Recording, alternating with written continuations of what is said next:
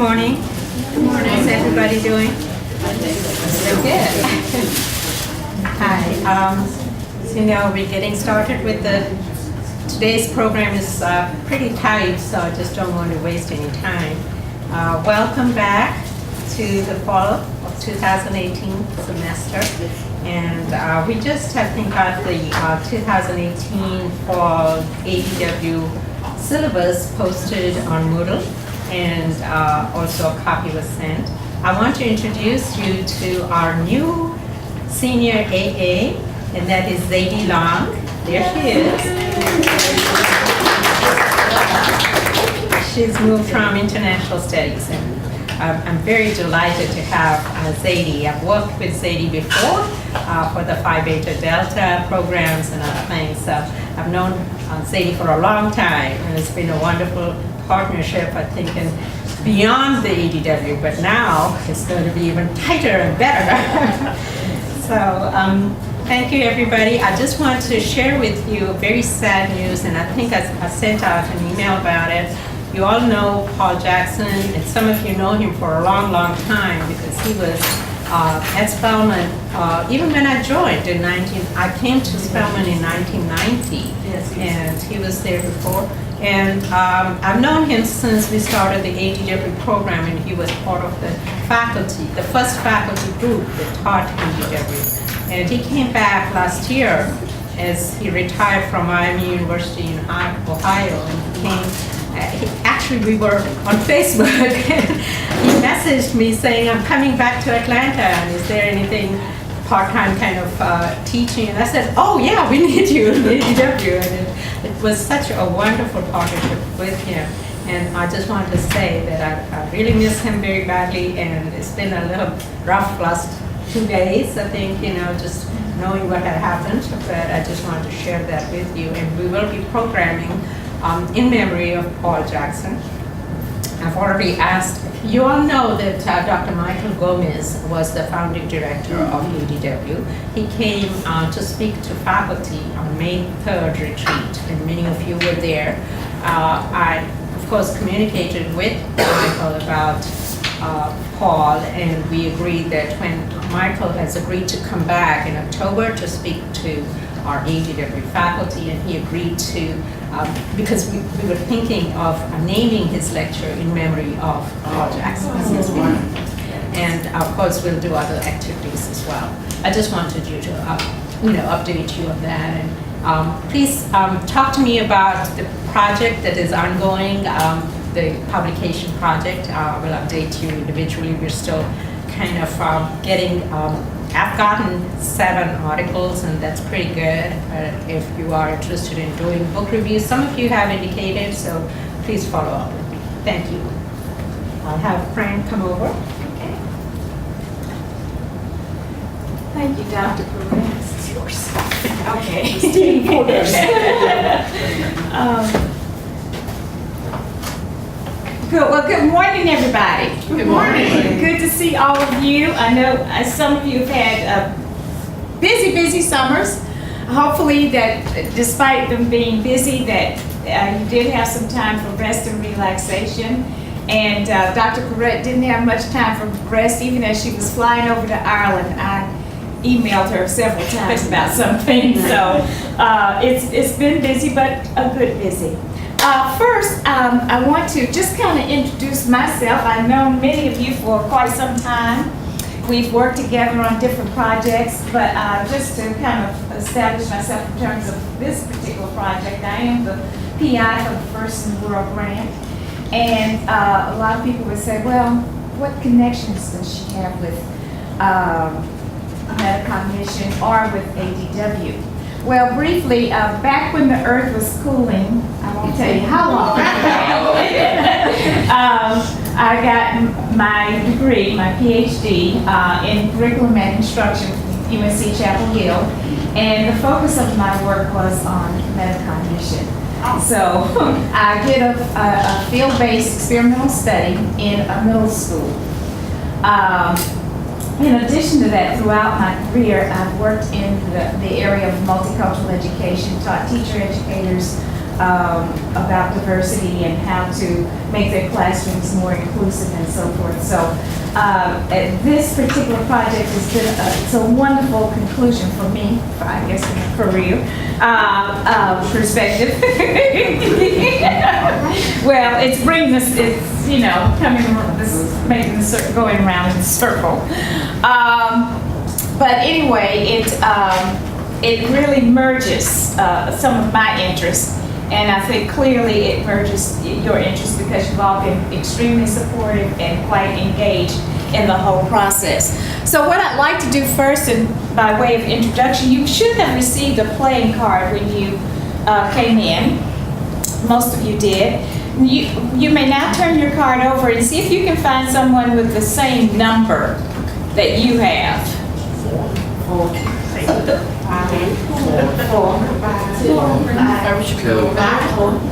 Yes, meet with your person, but only 2 people should be together. So if there are 4 fours, there should only be 2 pairs. Okay. Yes.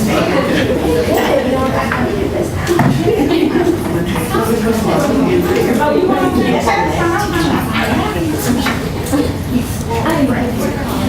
I don't have a face card. I like face cards. Okay. When did you have? You all can just sit there. Yeah. Okay. And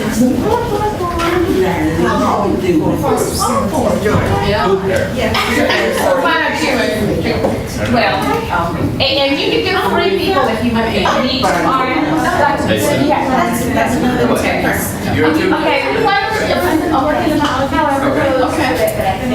You will only have 5 minutes, and please listen.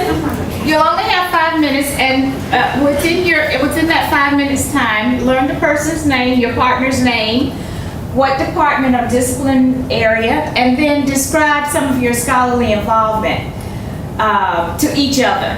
Okay? Only 5 minutes. So, as a pair, you basically will only have 2.5 minutes to talk about yourself. Okay? All right, you may begin.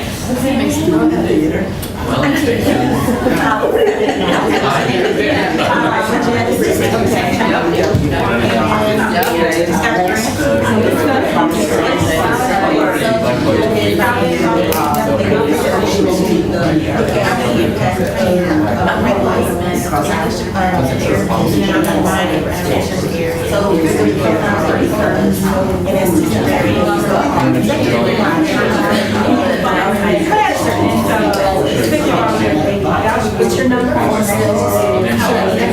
Okay, sorry. Is there a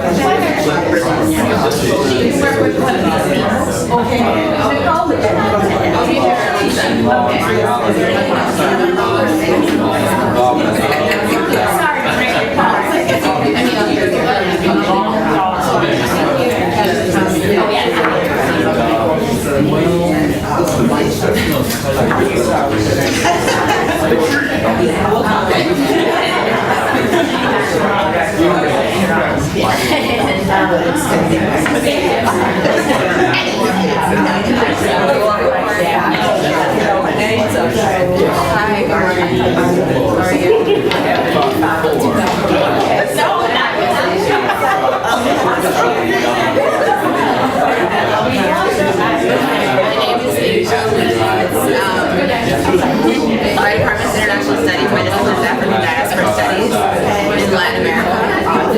My scholarly involvement, quite literally my field, and I'm a Latin Americanist.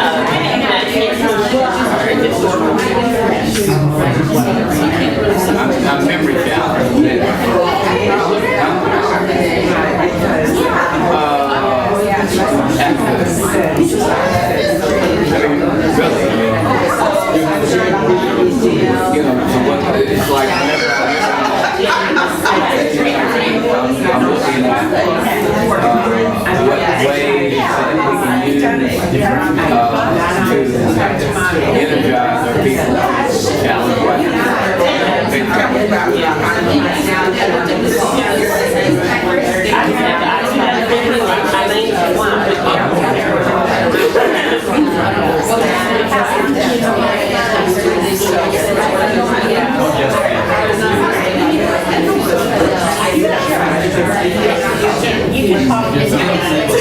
have 1 minute left, so make sure you know your partner, something about your partner. You have 1 minute left, okay?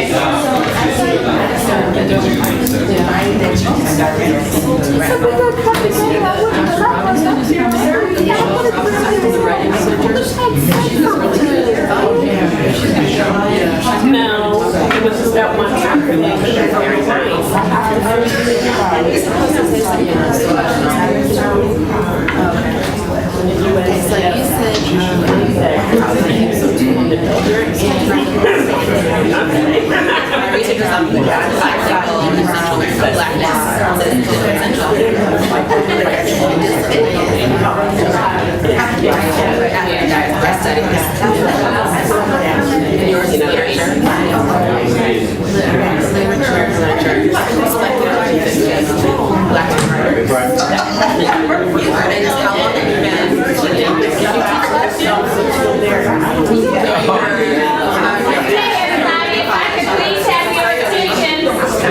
If I could please have your attention now.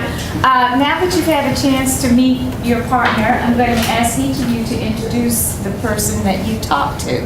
So Nicole, if you would introduce Asia, and then Asia, if you would please introduce Nicole. And you can only have just about a minute, so you'll have to be very quick about it. All right? Alright, so, this is Asia Leeds. She works in the International Studies Department, and her discipline is Black, the African diaspora, and her research area focuses on Black people in Central America. Good job. This is Nicole. Her discipline is literature. Her work is on Black speculative fiction, and she looks at Black women writers. And she is a retainer faculty with ADW. This is Kwame, and his area is law and theology. His interest is activism. Thank you. Yes. All right. This is Piper. Piper is in the Department of English, and her focus is on the United States, and activism is also a part of what she likes to look at as she's researching the area. Thank you. Next table, please. This is Takinia Foster Singletary, and she is interested in like TV and TV history, media history. Is that fair? Okay, and she would like to be a commentator for things that are related to the media and entertainment history, etc. This is Tiffany. Tiffany is in the biology department. And you said a lot of words that sound like biology. Something about red light and regeneration. Okay, we'll do that. And something limbs, and I'm just saying the words are the Those are the three words that may not make sense. Okay. All right, good. And this is your third year teaching ADW? Thank you. All right, and please introduce yourself. Sure. My name is Mikayla Sherrod, and I'm with Creative Research Solutions. So we're external evaluators. So I'm the one who's been emailing you all. It's great to meet you all. All right, and Joan. Okay, this is Dr. Julie Johnson. She's in the department of, actually it's called Dance and Choreography. Dance Performance and Choreography. Performance and Choreography.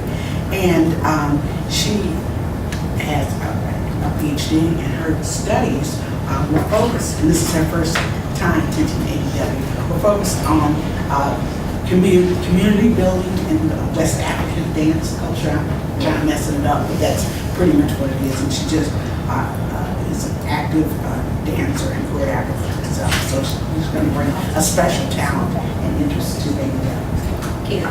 This is Joan McCarty. Joan McCarty from Theater Performance, and this is her third year teaching ADW, and her interests have always intersected with African diaspora studies, and especially as she was a member of the Black Panther Party. And I am looking forward to picking your brain and learning about your experiences at ADW. All right, and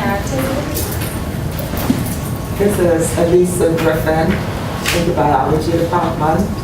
Her research is on cancer and cancer in the Black community. This is Bernice Scott. She's in the economics department. She's a veteran at Spelman. And she taught ADW for a long time, but then she's returning to teach ADW this semester. And her research involves economic impacts on economics in communities, and peoples of color, not just on the African continent, but also in the diaspora. This is Anne Carson, and she teaches French. And, she covers a lot of literary works of French-speaking countries, as well as their history and culture. And she's a big fan of ADW. And this is Mason Kim, and Mason and I, we keep meeting up at these various workshops. We were at the writing intensive workshop last week. He's in international studies, and he studies economics and economic policy, particularly in Southeast Asia, and he finds a lot of overlap between what he does and the concepts of ADW. And Shivani, introduce yourself. Hello, I'm Shakana Haley. I've been teaching ADW since 2010, and Your discipline and sociology and everything else, honestly. But scholarly involvement. My research is on sociology of birth, and I'm currently looking at dualism in the metro Atlanta area, and their work with empathy and emotion, and then getting ready to do some Black Mamas Matter research in terms of maternal mortality rates internationally, locally and internationally. So, thank you very, very much. I think you all can see the wealth of experience and knowledge here with who will be working with our young people in ADW this year. So thank you so much for those rich and excellent introductions. Now, what I'm going to ask, I want to spend just about 5 minutes, if you'll bear with me. I want to say a little bit about our project. I think those of you who are veterans, you've heard some of this before, but I do need to remind you, you can just stay where you are if you don't mind, because you're going to move in another minute anyway. I know you felt more comfortable in your original spot, but it's okay. All right. As you know, this is a field-based experimental study that we're conducting here at Spelman. And to be perfectly honest with you, you don't hear that often on many college campuses. One of the reasons you don't hear very often is because it is so difficult to implement. The design itself is very simple, very straightforward, but its implementation, that's what you get the details, and that's where it becomes difficult. And that is why sometimes you will hear us repeat over and over. If you have a student that first day and that student's name is not on your roster, please send that student to Milligan, 2312 Milligan. Because that student may not be in this group. That student really may be in the other group, okay? This, of course, is part of the First in the World. It's a U.S. government-funded program and study. And the reason why the government, at least under the Obama administration, there was great support for evidence-based, that we do things in education not because we like them, but because there is evidence to support its use. What we find happening, and they, rightly or wrongly, they use the medical model very often, which means that they do have an experimental and control group. They use the intervention with the treatment group, and then they look to see if there are some differences. And what has happened, I think, in the field of education is so often we have done things because they became popular. One thing, and I'm guilty of this more than anybody. I know a few years back, there was a lot of emphasis on Ruby Payne. She talked about study styles. I guess that's the learning styles. You all know it. So it shows you just how popular. We made Ruby Payne rich on her notion that if you figure out what your learning style is, whether it's visual, auditory, kinetic, whatever, then you're more likely to learn it and so forth. Well, it sounds good, but the reason we don't talk about learning styles much anymore is because there was no evidence base. She never conducted a study like what we're conducting here. So regardless of what we find, the fact is we will have evidence to show that we follow the appropriate protocols. This is a 4-year funded project. The first 2 years, can you believe we're halfway through?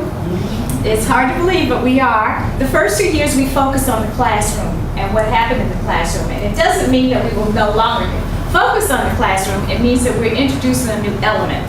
And the new element that we're introducing are peer tutors, is how we described it in the proposal.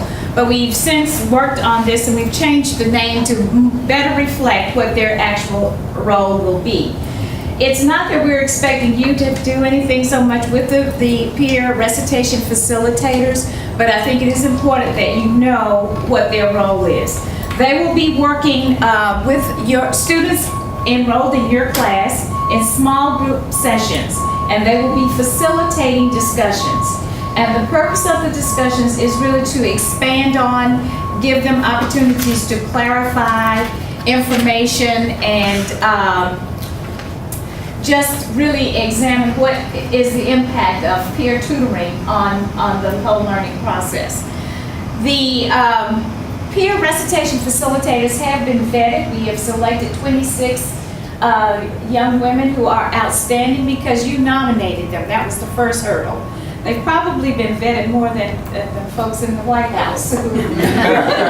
They have, not only did you nominate them, but we checked their grades from the fall as well as the spring.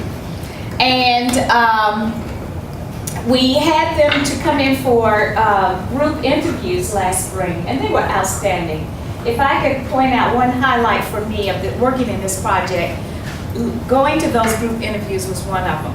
Those young women, we didn't tell them how to dress or how to prepare in any way, and they all came professional in every aspect. They were wonderful.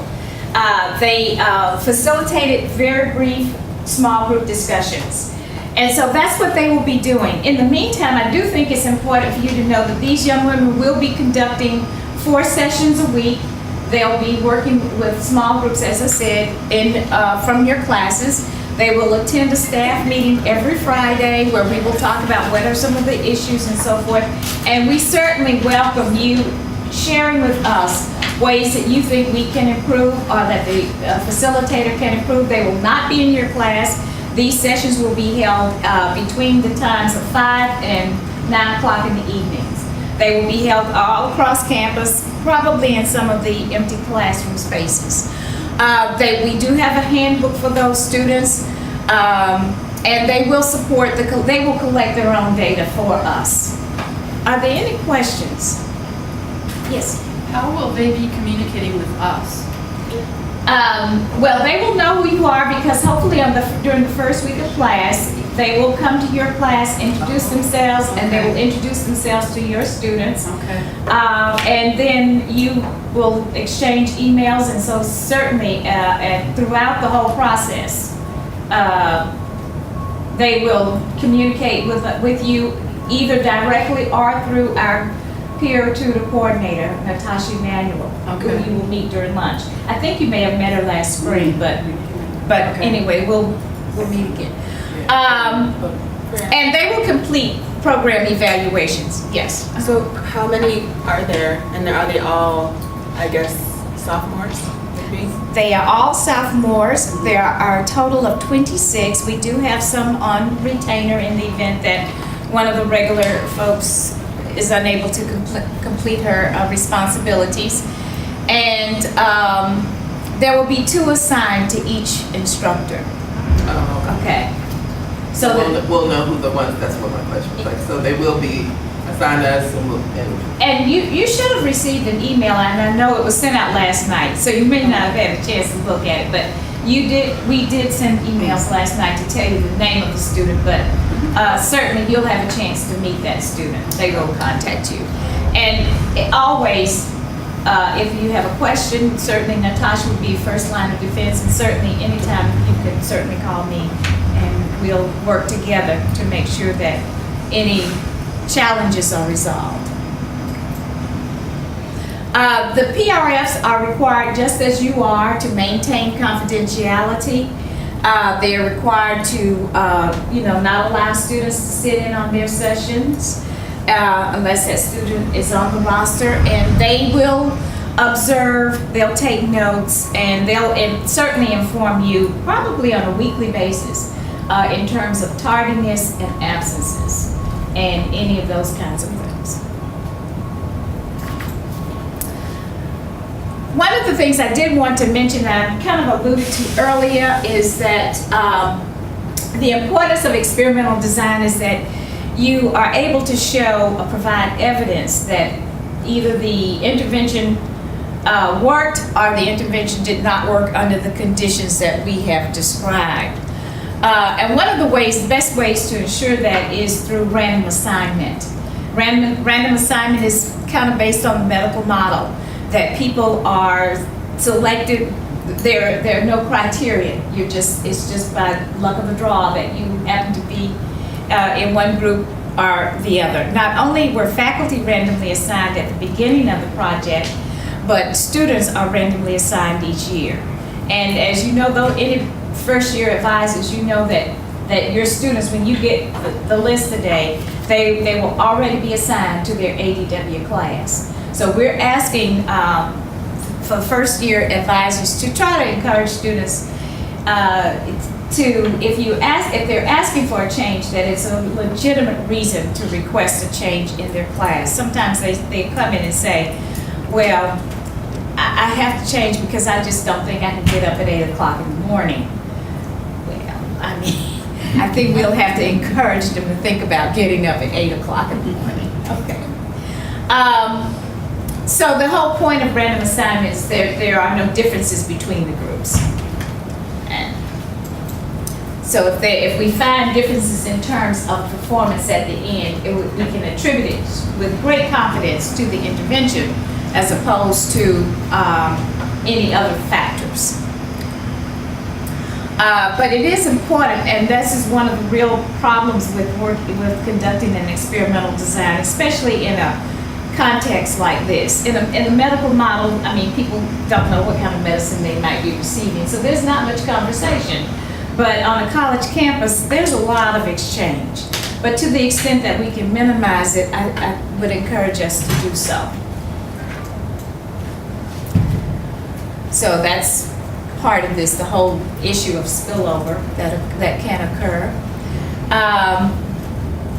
And as I said earlier, please direct any questions to me. And the co-PI is Dr. Jamaica Guillory Wright. I think you all probably know her. You'll meet her during lunch. And certainly, she is another great source of information. All right. The other thing I want to mention is that data collection. That is critical, and we'll talk about that more during lunch. But those of you recall the bi-weekly surveys, try to get those in. We have the pre-test, and we'll try to figure out during lunch the best day to conduct those in the classes. But I think it's also important, if you have students who might ask you questions about, well, is there a difference between the groups? From the past 2 years, I've not heard any students ask that question. One of the reasons is because they're here at Spelman and the quality of the educational experience is so good that it doesn't matter if you do bring in a new intervention, it doesn't mean that it would make a big difference in their performance. So just keep that in mind. Yes, ma'am. Is it, well, I don't guess it's probably too late to ask this, but we used to have where the students met collectively and we talked to them, give one like introductory talk to all of them. And then we would do the surveys then, or any surveys, like we had a pre-assessment survey, not related to the study. Is it possible to do something like that again? Will they all just meet together and we have an introduction to ADW? We used to have that every year. I mean, it's just much more efficient. It doesn't take time out of our class time because I feel like we end up rushing. I don't mean to bring this up at your thing, but it just, you know, it's just kind of like we're not getting in the time and then we get multiple emails because we don't capture everything. So just, we used to have like the introduction to ADW. We actually have going through cleaning out my stuff. Found one of our kind of, this is ADW, this is what it is. If we introduce the study and take these assessments, and they're all there. I don't know about that, but there is an NSO when it gets oriented to different, you know, programs. That's not the same. Yeah. No, like we haven't done it in yeah. the last 2 years since I've been. Well, no, I know that. That's a good idea. Yeah, I mean, it just seems more, Yeah. it's just much more efficient. I Because you have them before they get distracted. Yeah. That's a good idea. Well, it is a great idea. I'll tell you, one of the experiences we had at the very beginning, when we first started the project, we tried to capture as many of the students in one place. I think one of the things is you're going to have some difficulty finding a space on campus. We have an unusually large number of students this year, and to house all those students, and there will never be a time when you'll capture. Well, it's been done. Well, we split them up. Yeah, we split them up. Mhm. And we introduced, like, so different faculty would introduce. It and was then we built give out into like the, yeah, I guess, welcome. the welcome week, yeah. Well, NSO, as you may know, has been greatly reduced. They cut it in half this year and last year. And in fact, we have, they came to campus Wednesday. We have advisement this afternoon and classes start Wednesday. So I don't know. I doubt that you'll have an opportunity to get that done this year. And maybe, so maybe it's something you might want to ask about for next year. Can I just ask too, do you send out correspondence to the students to introduce them to the study and because you get waivers from them, right? We get a consent form. Consent form. Yes. So do you introduce this? Yes. We sent a 10-minute video, well, less than 10 minutes, but a video to students to explain the study. That they're a part of it. Because I know in last year, I guess my students didn't know, hadn't heard. Yeah. And it just is easier if they come in knowing that they're a part of the study. Yeah. Okay. So they do, if they watch the video, I don't know. And then thus far, we have the majority of the students who are entering have consented to participate. Sure. Okay. All right. So what I would like for you to do, you have received two things you need to look at, if you don't mind. You have received a packet of paperclip material. And if you look on the green sheet,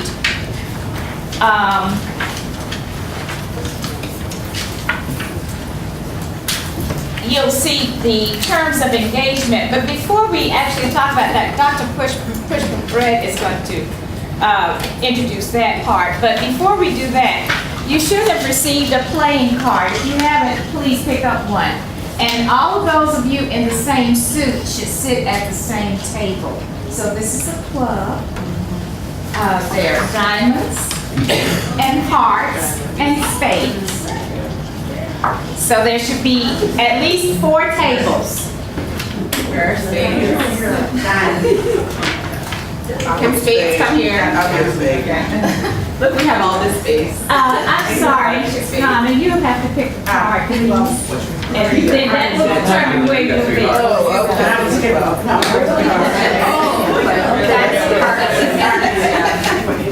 Random As always.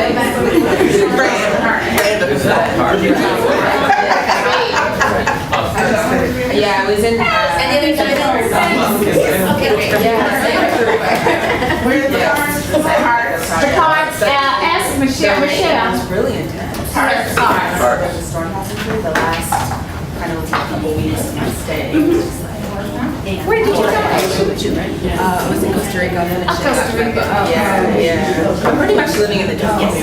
So, yeah, but it was, yeah. Intense by the end of the trip. Okay. All right. Any others? Okay. All right, great. Okay.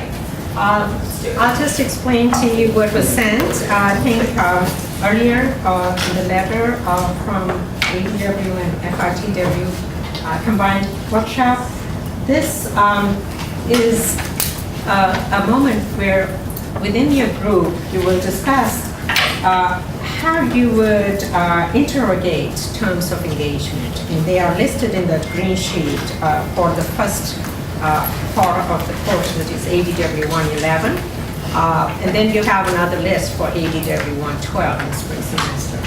And some of them overlap, but there are also new terms. What you would be doing in your group is three things.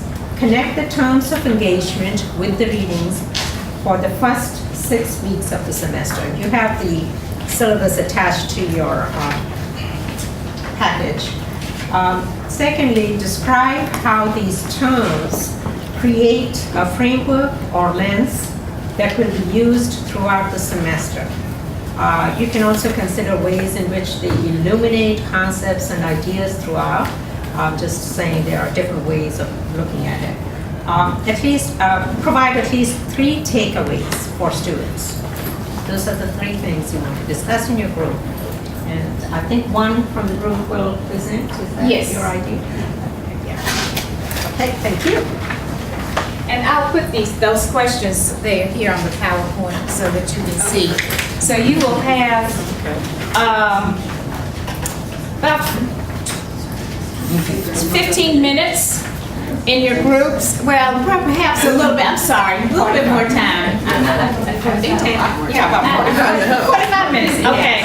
In your groups, I'm sorry. To discuss these terms and to address each of these questions. It is very important that we get through this because guess what? We're going to use your comments and give them to the second group. All right? So, there was a 4th item. I'm sorry, I didn't see it in mine. Yeah. It is a describe how to teach these terms. yes. Okay.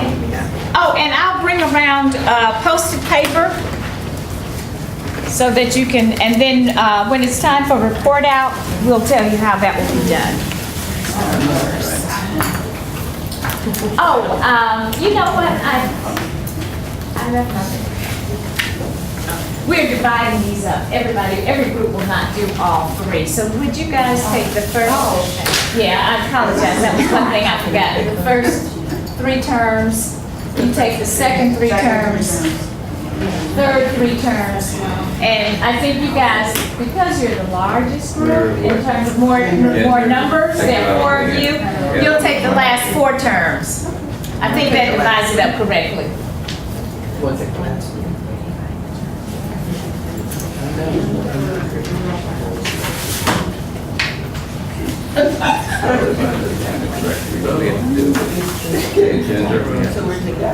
You take the first 3. Your identity. Yeah. Okay.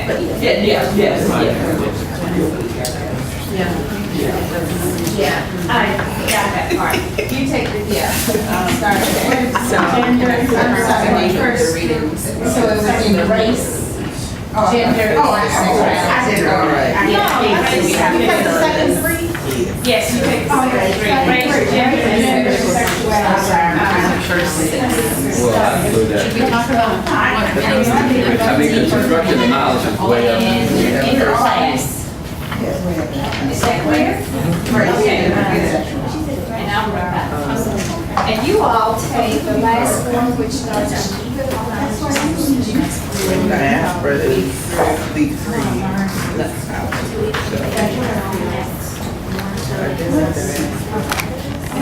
Week 6 includes week 7. What's that? Through week 6 includes week 7. Yeah. Okay.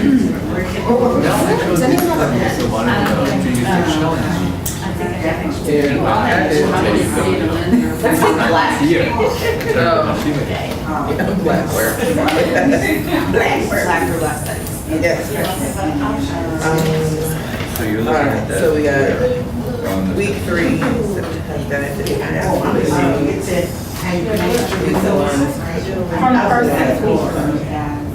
well, construction. I was looking at the board.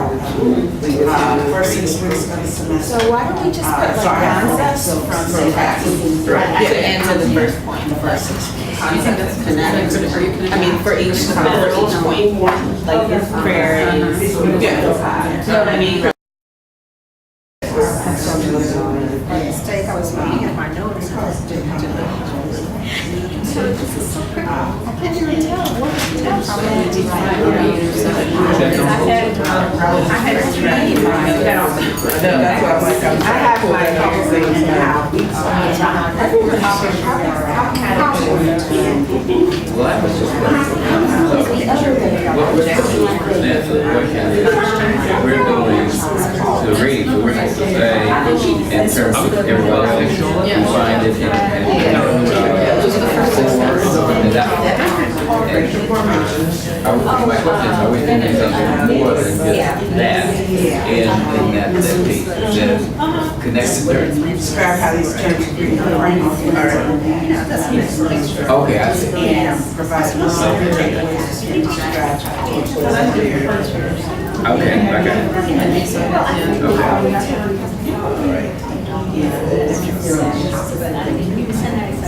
I mean, we certainly need to resistance and resilience. In weeks 11, 12. This is we start talking about what is it?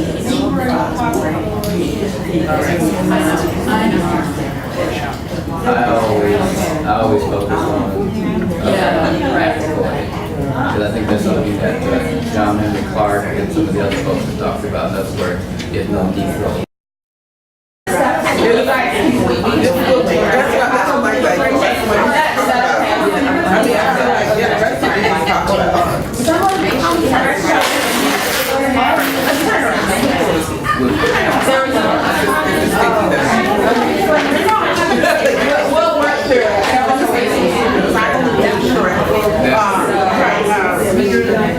Well, let's use the different one. We can put framework. Like in Hawaiian. I don't think anybody cares. Just give me like 2 or 3 times. I can just pull up my Prezi and social concepts. Yeah. That's what's happening. And so we like, so I want to see what happens for our benefit.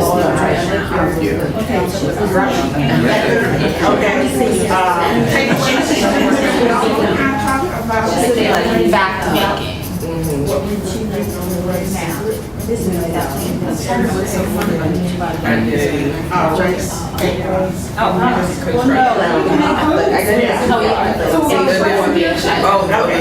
specific terms. How do you define yourself? Grade 1. I'll talk about it first. Yeah, critical consciousness.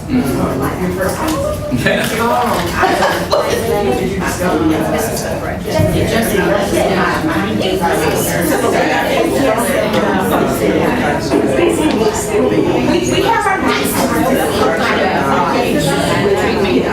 Problem posed and describe how to teach it.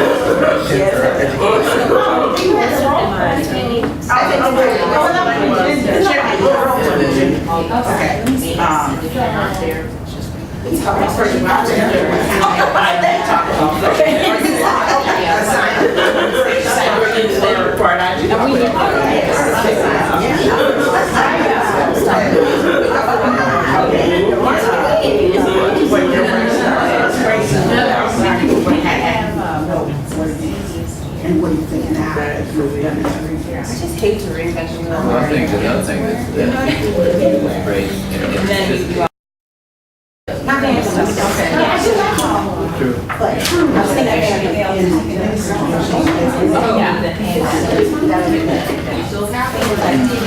this is okay. Everybody, this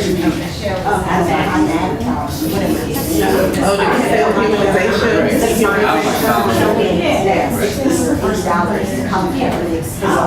Campaign 2 days, the grades and people would like host. Then you put power in all that. Yes. That's not. You can have students derive power and also the details. That's the thing. That stings around. Discussion.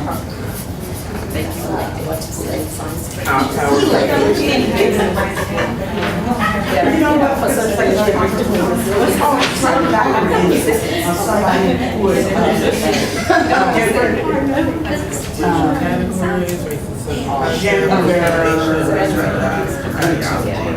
Queering and identify all the new let's say or queer identity I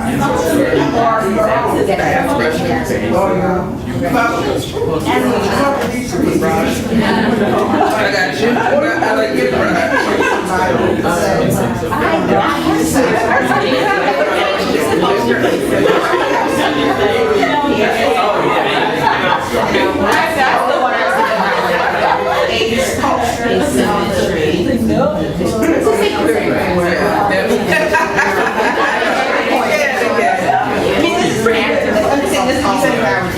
And then I can say that action there, point. The fundamental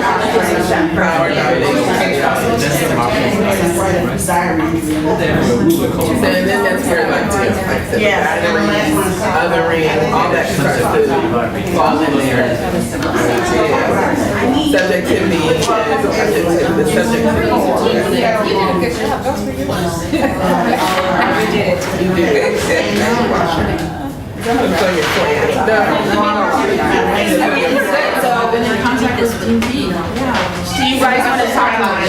You guys can takeaway. I'm gonna wash my arm. The takeaways and then how to teach the parents. And then Monday, I'm meeting and all the physical language stuff with our kids. And the oral starting for the F5 between 1 and 4. I think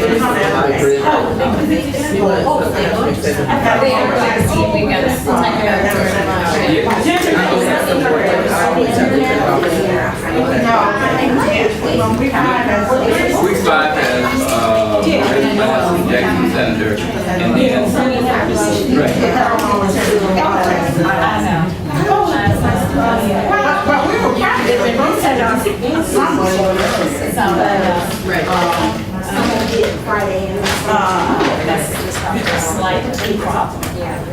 So look at the schedule that DP sent out. Well, Scrap, I just turned. Okay, everybody. Did you get it? The NSO schedule that she sent out? Are you all ready to report out? I hear this resounding yes. Let me just share with you a little bit about reporting out. What I hope that you will do is when it's your team's turn, I will just go in order in which the words and concepts are written. But if you would talk about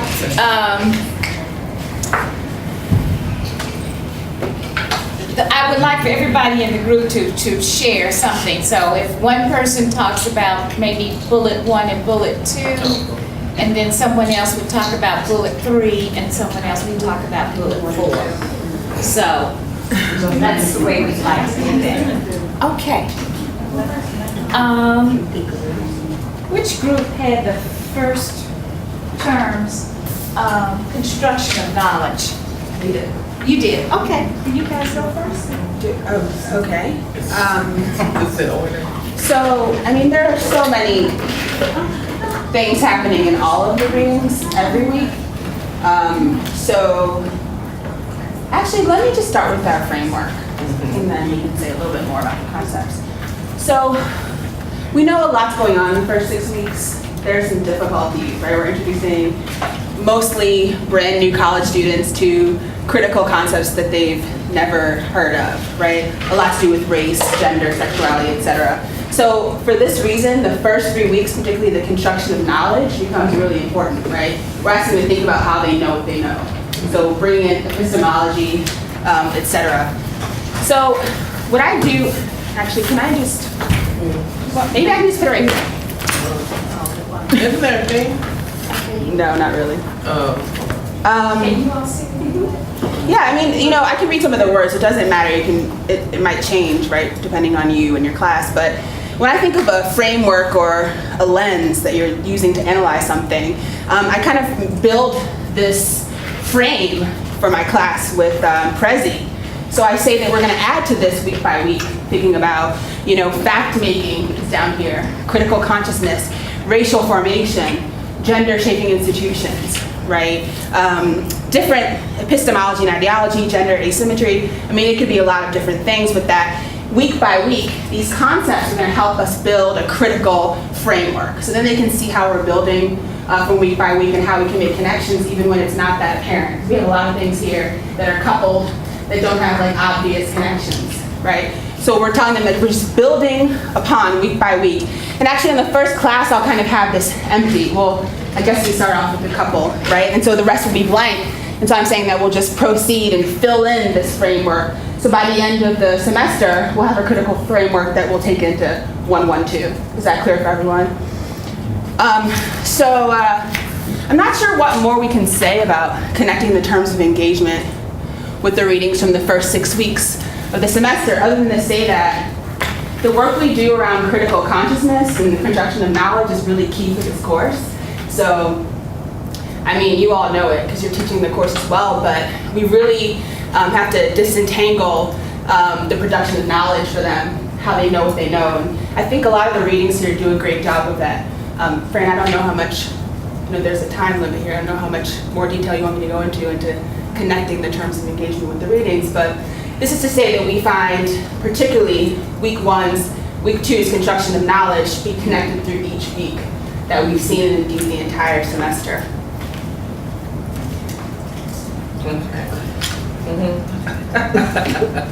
Okay, so I mean, and I think in the way that, I'm talking toward the front.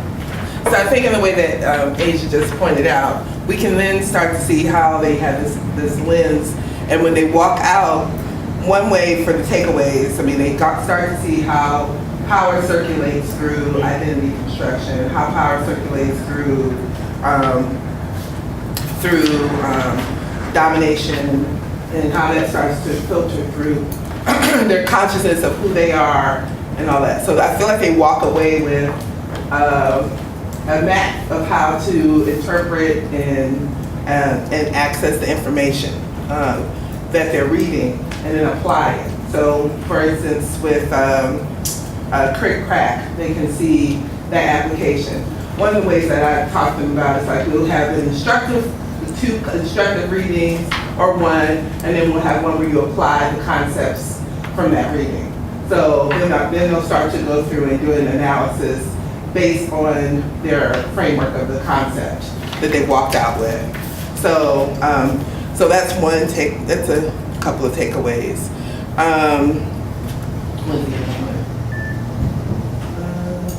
The other thing that I do in terms of takeaways, like for them to continually point to how their othering starts to occur through this construction of knowledge and through how gender shaping institutions start to create that. So that was one of the things we had listed here in terms of concepts.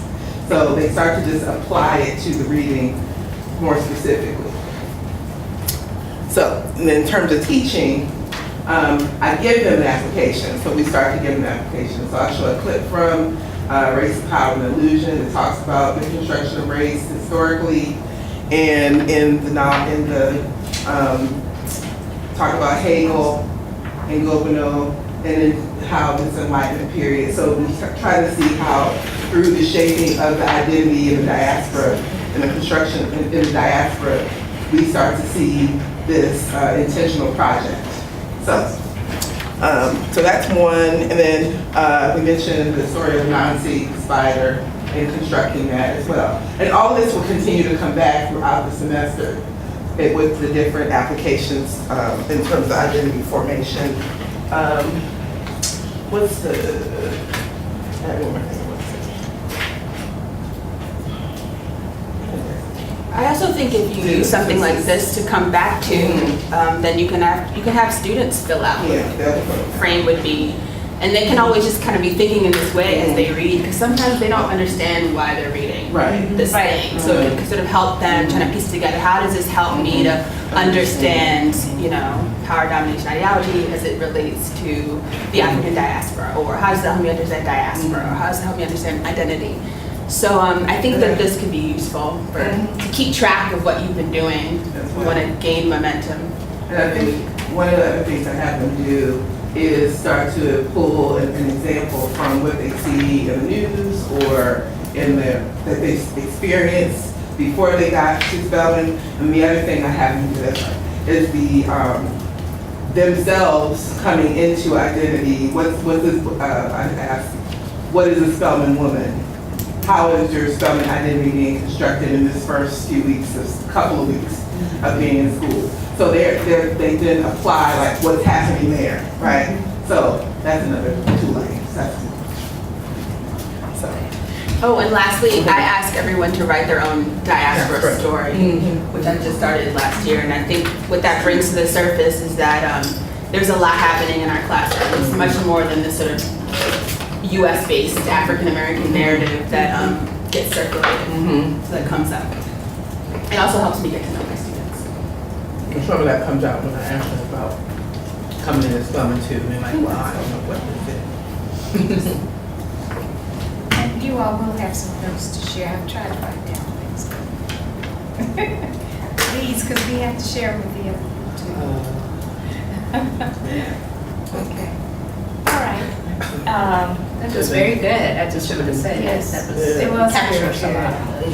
And I like the visual of the framework and the terms that you put, domination, ideology, what was the?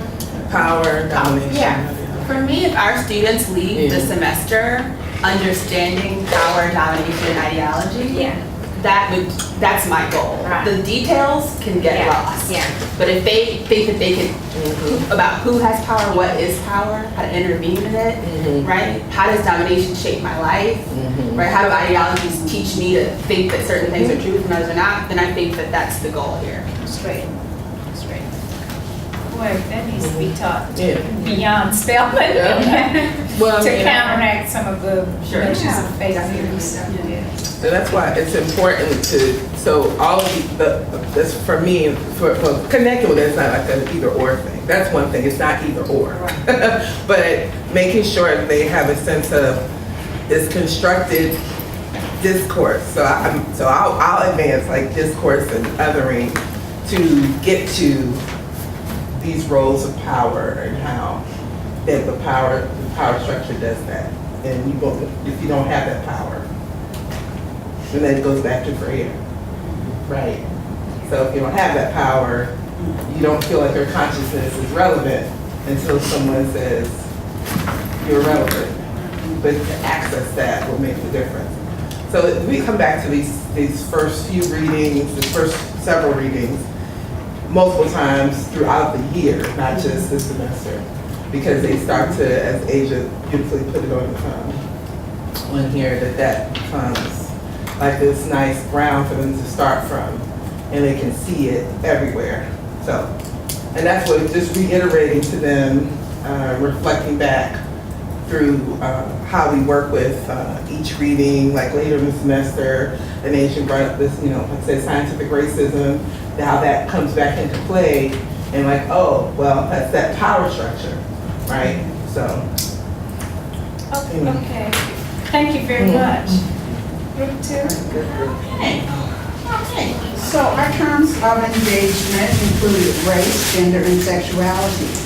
And so we kind of tried to write here that some of the readings that directly relate to race, but understanding that in the first 6 weeks, there's so many things that, have intersectionality, yeah, but these are the ones that kind of pointed to race. Well, we really started with Crick Crack because speaking of power and power differentials and who's writing the history, that relates to diaspora studies and the voices of those who sometimes have been rendered voiceless.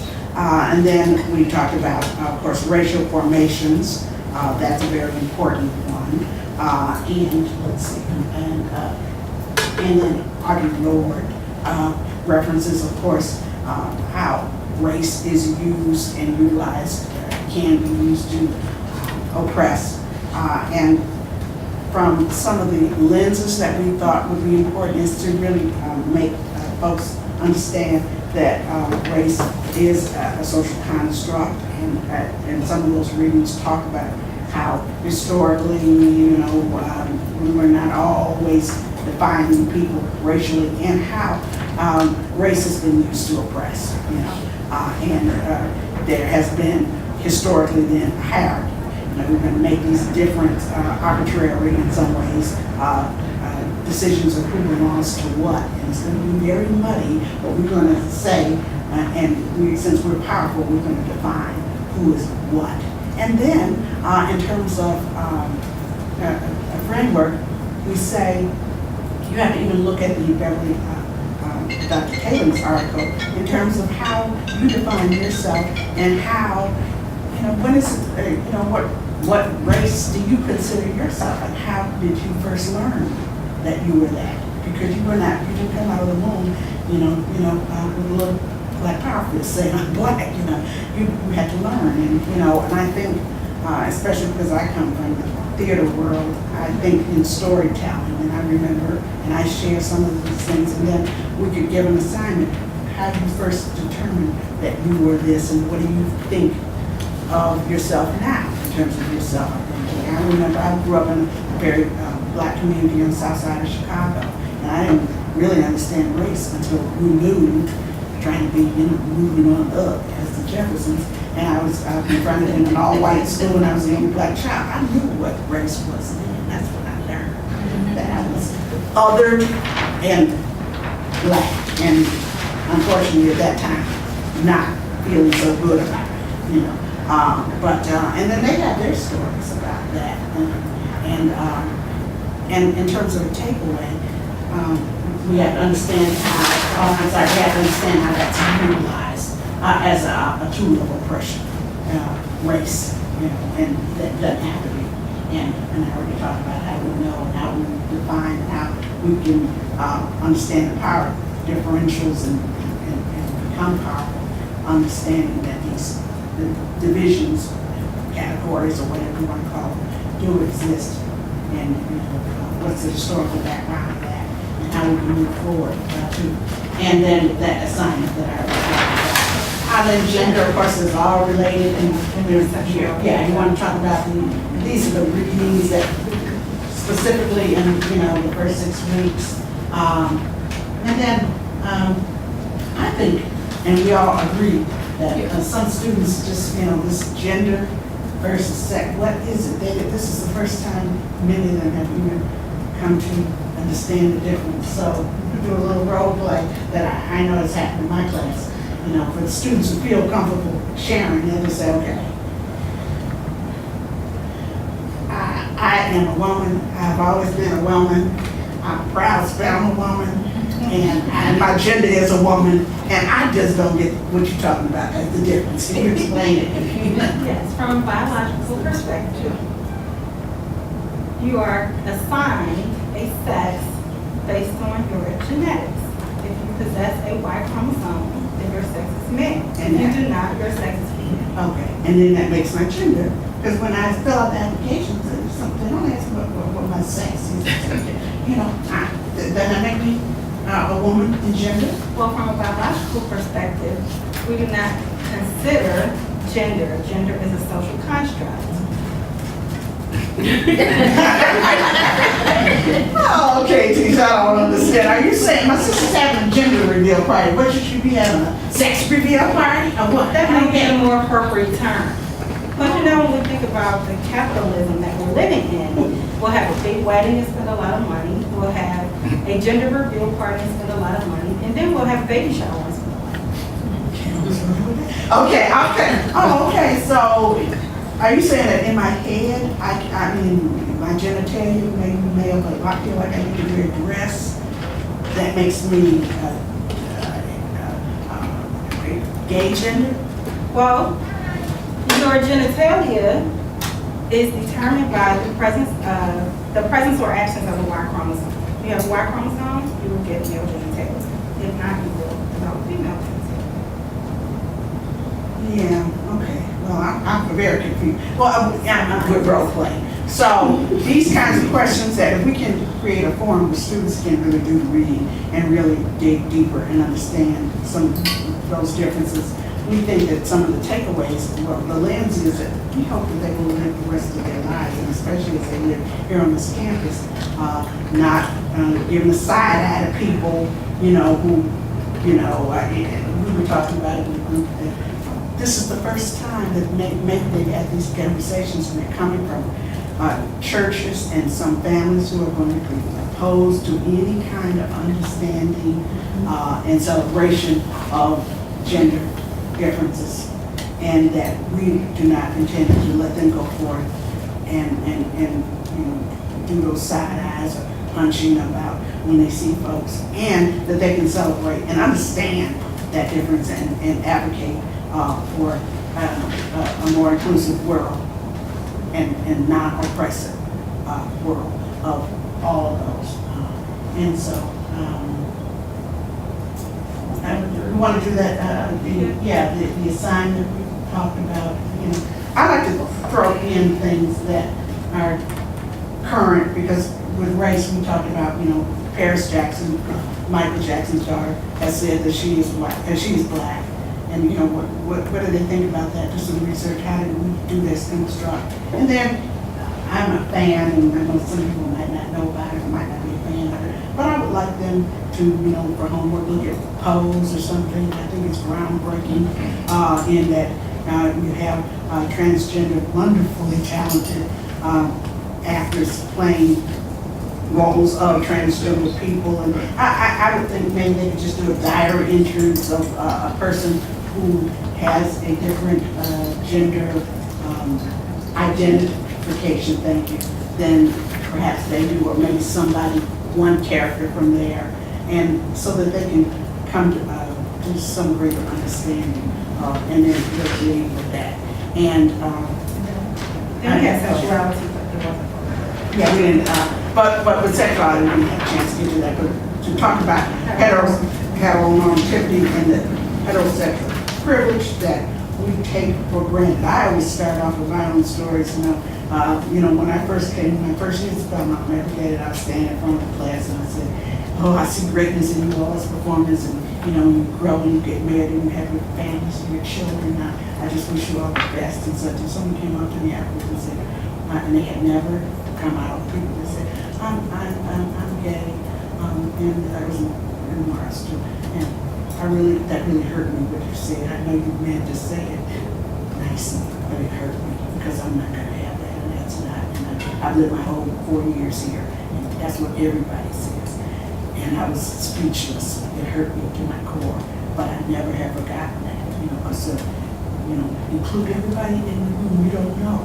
You know, and I think AEW is one of the classes that the students who have not felt confident about people coming out, you know, they do, and we should create that course, you know, that loving nature of and realizations of the students do. And I've had students do this, you know, fifth week sale, by the way, you know, and it's not, you know, clutching a pearl.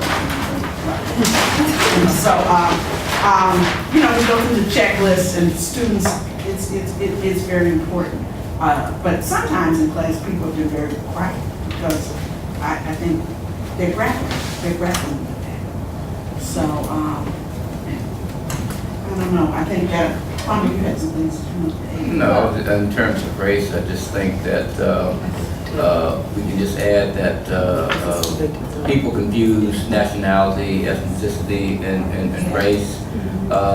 Given some of the history in terms of some of the language, in terms of Negroid, Caucasoid, related to a land base, and there have been psychologists who started using the term Africoid, looking at the difference in terms of how Brazil defines race in terms of 135 categories, and one drop rule here. You got black means something here that's different in Brazil and other places in the world. So we just looked at things, looking at things phenotypically and genotypically, and looking at DNA and how some people consider themselves everybody African, and also going back to some of the the theories of out of Africa, the candelabra theory with Carlton Coon, things of that nature, where you have people nowadays, at least with the last, I think maybe 50 or 20 years, saying that Homo sapien that came out of Africa was anatomical Homo sapien, basically indicating that that whole hierarchy in terms of intellect, in terms of the African that left Africa, really was low on the totem pole of Homo sapien development, stuff like that. Unfortunately, we're gonna have to, I had to bring Yes. in like, We're because done. this is so rich. Yeah, we're done. Okay, we'll have to go to the next table, please, so that we can, get all the groups in.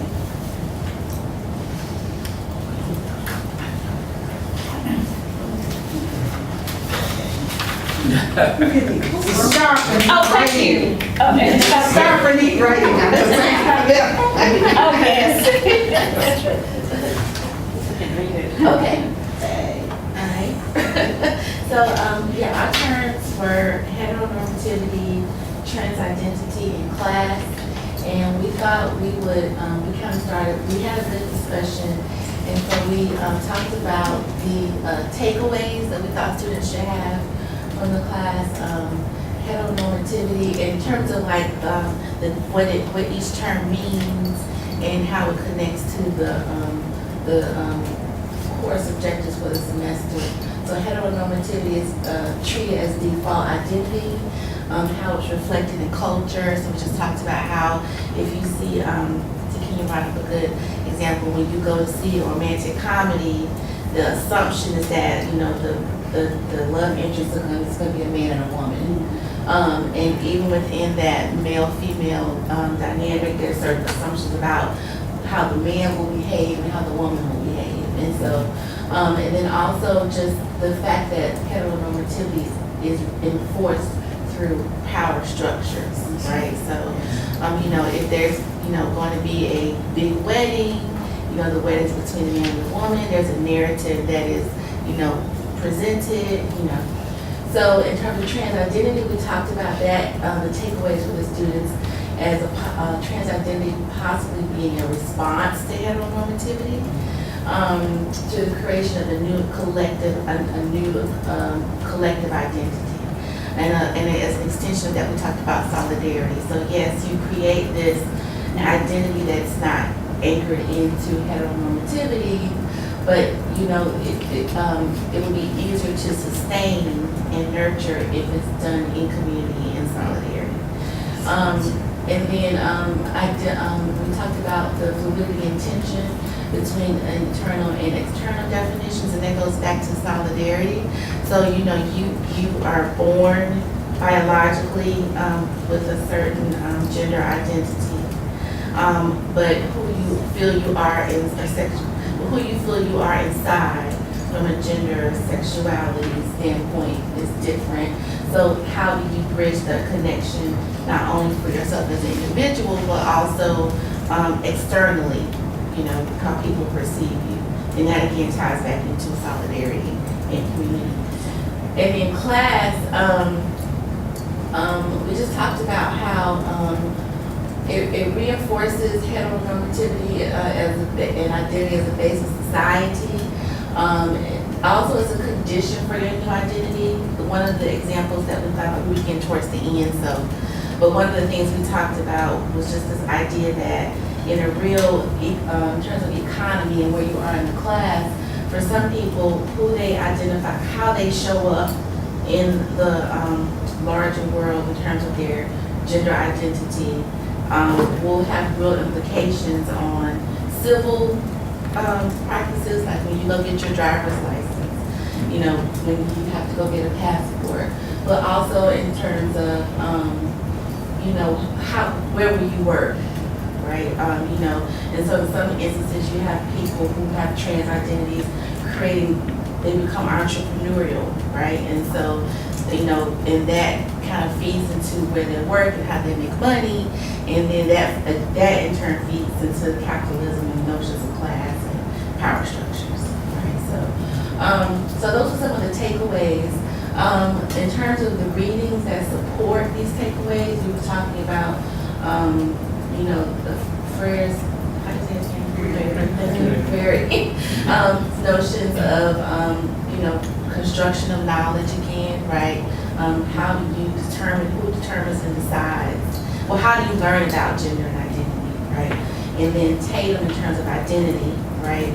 And then also Lord in terms of identity and construction of knowledge in terms of gender and things like that. And then we thought about, Mason talked about an assignment that he gives to his students, wherein he asks students to choose an identity or name for themselves that is based on their abilities. So asking students to consider who they are outside of heteronormativity, outside of class, you know, and maybe tap into that trans identity, you know, and who they are. And so that was one suggestion. Hey, thank you.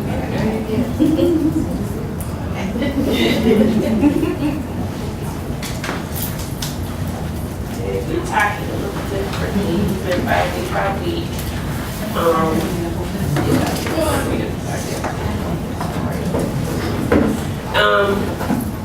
we thought about the readings and highlighting the concepts throughout the different term week, throughout the different weeks. So for week 2's readings, which is the constructive knowledge week, yeah, in terms of that. So we thought about rejecting the banking education model as a takeaway for the students, how there's a relationship between teachers, students, asking them who makes facts and who are they for, who determines history and who is that history for, and thinking also about what role gender play. We got a particular contract all reading. And then week 3, we thought more critical consciousness comes into play with the Ryan, and I think about examining and defining diaspora, understanding African diaspora as an analytical lens, as a term that will be continuing to carry out throughout the rest of the term. And certainly in terms of identifying bias in Western and Eurocentric frameworks.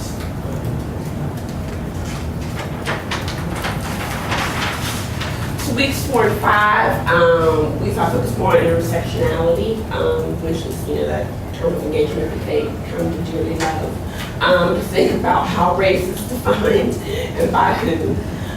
Thinking about how heteronormativity, as you guys were talking about, and sexuality is identified.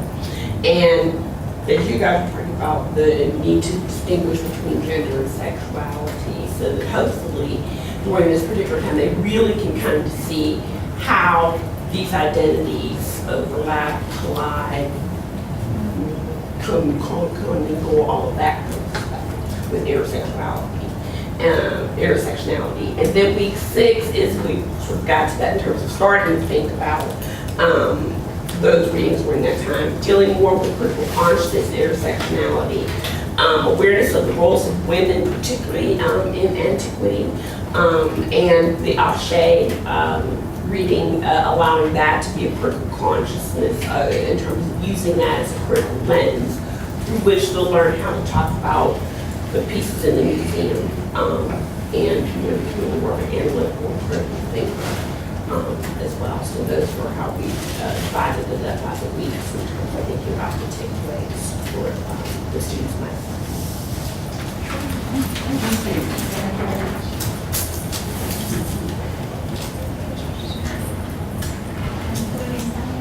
Thank you, all of you, for really giving us insight into how you teach and how you travel and you communicate to our students, because I think it's an ongoing project for all of us. And I think if students can see that we're not coming up with set formula for these, that these are evolving and they are something we can go back to, I think it makes more sense. So, and you all brought to the fore, I really like the 3 takeaways that you mentioned. And I want to say that keeping in mind that this is where students contribute and not, we are telling them. So it becomes an engagement truly with how they will lead this task, with these concepts. And going to the second semester, and I hope that they will continue to, think about these as effective means of deconstructing knowledge in the second semester. And I think that's what we are hoping for, and thank you all for giving us insight into how you perceive and how you will teach. That's what we were looking for. Thank you. And we will continue with these discussions. As you know, our monthly meetings will revolve around critically thinking how, and obviously we'll think more in terms of breaking down some of these concepts into ideas that you think are perhaps not clear when we just say race or say gender or sexuality. So we really need to explore and deepen that kind of interrogation. I'd also like to thank you very much. This is so insightful for me. And as I said here, I always say, I wish I could just go in and take the class from any of you. And that's one thing. And then the other thing that occurred to me, this may be crazy, but there's a commercial on television where this young woman, I think she's selling that 23andMe, the DNA test, and she's talking about her ancestors, and she shows the ancestors from Africa. And I was just kind of wondering, I was sitting here wondering what your thinking might be about that type of commercial. But the other point is that as you described your takeaways and as you described the different concepts and just how students can and do relate these to their everyday lives, it makes a difference. And I think this is one of the reasons why students even in their senior year, the course that is most frequently cited as having made a difference in their lives is ADW. And I think it's because of these kinds of very rich connections that you make and the thoughtfulness and the commitment that you all exhibit. So again, thanks. And if you do have some comments about that commercial, I'd like to hear it. Every time I see it, I'm like, is that a stuff? I don't know why. I think that as well. Because I feel like it's the question, that it'll be something they come up with, when, like what Age was saying with, what is their diaspora, their own diaspora? And the type of question she asked at the beginning triggers that ADW connect, so from that. So. Yeah. You do have about 5 minutes for a break. I was really concerned that we got through all of the groups. If any of you have some concluding comments, feel free. We've got 5 minutes. And lunch will be served at 11:30. And it will be a working lunch because we do have some updates to give you. And please make sure that you leave your poster boards on that front table because we will be typing these up for not only the next group, but we will use this with our students to get some kind of insight from them, what their thoughts are. Thank you. Very Take a picture of this. Just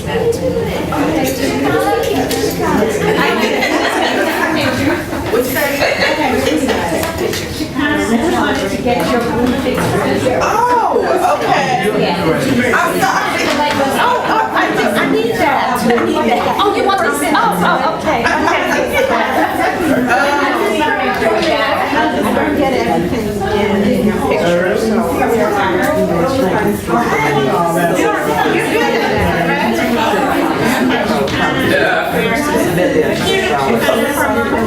So if you just. Don't worry about it. Our courses from.